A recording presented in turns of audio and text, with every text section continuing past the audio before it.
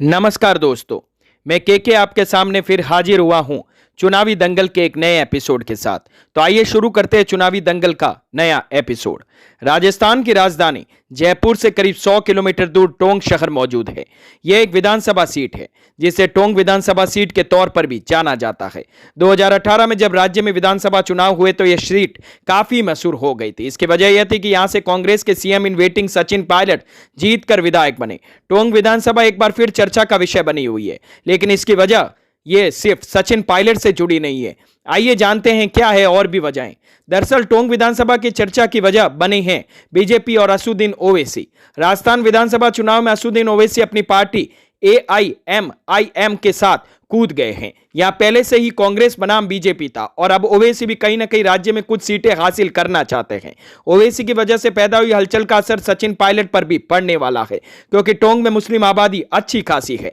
वहीं राजस्थान बीजेपी के जयपुर दफ्तर से एक तस्वीर सामने निकल कर आई है। इसे राजस्थान बीजेपी अध्यक्ष CP जोशी के साथ दक्षिण दिल्ली के बीजेपी सांसद रमेश बिदूड़ी को बैठक करते हुए देखा गया। दरअसल रमेश बिदूड़ी को टोंक जिले का चुनावी प्रभारी नियुक्त किया गया है। बीजेपी की तरफ से यह फैसला ऐसे समय पर लिया गया जब पिछले हफ्ते ही संसद में उन्होंने बीएसपी सांसद दानिश अली पर आपत्तिजनक टिप्पणी की थी। टोंक में बिदूड़ी की तैनाती से राजस्थान की सियासत गर्म हो गई है। बिदूड़ी के संसद के विवादित बयान को आधार बनाकर AIMIM ने उनके विरोध का ऐलान कर दिया है।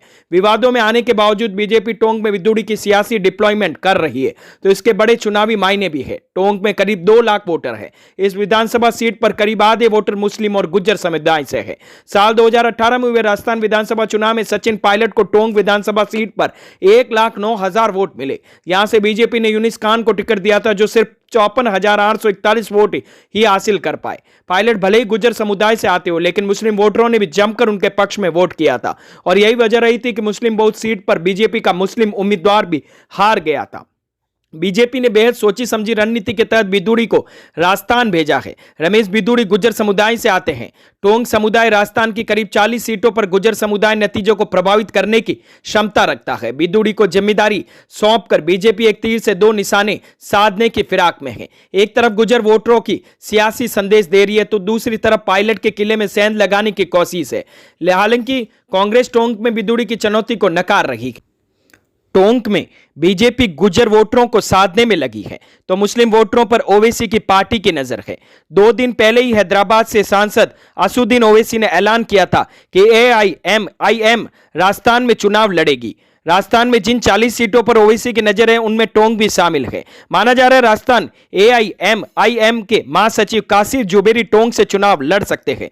यही वजह है कि मुस्लिम वोटरों को साधने के लिए बिदूड़ी के बयान को हवा देने की कोशिशें तेज जारी है। हालांकि कांग्रेस AIIM की इस रणनीति को बीजेपी के प्लान का हिस्सा बता रही है। कांग्रेस भले ही टोंक में AIMIM और बीजेपी की चुनौती से इंकार कर रही है, लेकिन सियासत में 1 नहीं 11 होते हैं। अगर ऐसा हुआ तो टोंक में पायलट की मुश्किलें बढ़ सकती है। तो दोस्तों, कैसे लग रहे हैं मेरे चुनावी दंगल के ये एपिसोड? अगर मेरे चुनावी दंगल के ये एपिसोड आपको पसंद आते हैं तो प्लीज कमेंट सेक्शन में हमें जरूर बताइएगा। और मेरा ये चैनल के सब जानता है आपको कैसा लगता है, प्लीज लाइक शेयर सब्सक्राइब करना ना भूले। धन्यवाद।